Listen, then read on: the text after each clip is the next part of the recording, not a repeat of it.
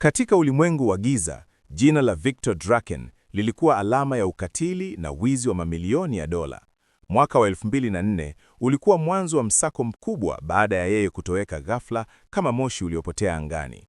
Polisi wa kimataifa wa Interpol walichapisha picha yake kila kona, wakiahidi dau kubwa kwa atakayefichua alipo.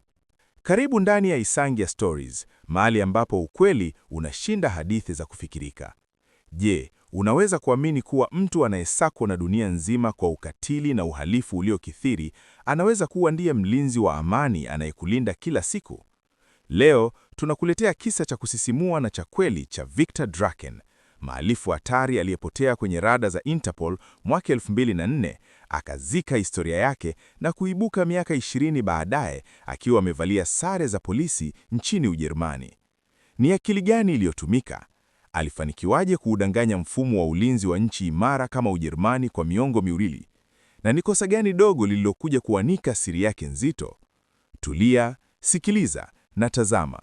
Huu ni mchezo wa paka na panya uliochezwa ndani ya korido za sheria. Mimi ni msimulizi wako na hii ni Isangia Stories. Tuende kazi.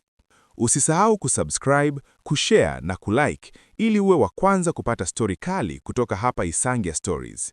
Lakini Viktor hakuwa mhalifu wa kawaida. Alikuwa na uwezo wa kipekee wa kubadili sura na utambulisho wake. Alichoma nyaraka zake zote za zamani na kuzika historia yake katika kaburi la siri lisilojulikana na mtu. Alijua fika kuwa ili usinaswe na mtego wa panya, ni lazima uwe rafiki wa mtega mitego. Safari yake ya kutoroka ilimpeleka katika nchi mbalimbali, akijifunza lugha na tamaduni mpya kwa umakini mkubwa sana.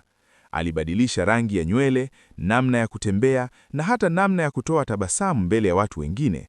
Alifanikiwa kuvuka mipaka migumu kwa kutumia pasipoti bandia ambazo hata wataalamu wa stakabadhi walishindwa kuzitambua. Mwishowe, alitua nchini Ujerumani, nchi yenye nidhamu kali ya sheria, lakini pia fursa ya kupotea kwenye umati. Akiwa huko, alijitengenezea jina jipya kama Hans Miller, kijana mpole mwenye shauku ya kutumia jamii yake. Hakuna aliyejua kuwa ndani ya Hans kulikuwa na moyo wa mhalifu hatari aliyetafutwa kwa miaka mingi. Hans Miller alianza maisha mapya kwa kufanya kazi ndogondogo huku akisoma kwa bidii sheria na taratibu za kijeshi. Alionyesha utii wa hali ya juu na nidhamu iliyowavutia wengi katika mji mdogo wa Bavaria alioishi. Lengo lake lilikuwa moja tu, kujificha mahali ambapo hakuna mtu angethubutu kumtafuta mhalifu sugu. Baada ya miaka miwili ya maandalizi, alituma maombi ya kujiunga na jeshi la polisi la nchini Ujerumani. Alifaulu vipimo vyote vya akili na kimwili kwa alama za juu, jambo lililowashangaza wakufunzi wa chuo cha polisi. Alikuwa na uwezo wa kipekee wa kutatua matatizo na wepesi wa kuelewa mbinu za ukamataji wa halifu. Katika mahojiano yake ya usalama, Hans alikuwa na majibu yaliyopangwa vizuri kuhusu asili yake na familia yake ya kufikirika. Alitumia teknolojia ya hali ya juu kuharibu rekodi zozote za kidigitali ambazo zingeweza kumuhusisha na maisha ya Viktor. Maafisa wa usalama walimpa ruhusa ya kuanza mafunzo rasmi bila kujua wanakaribisha adui ndani.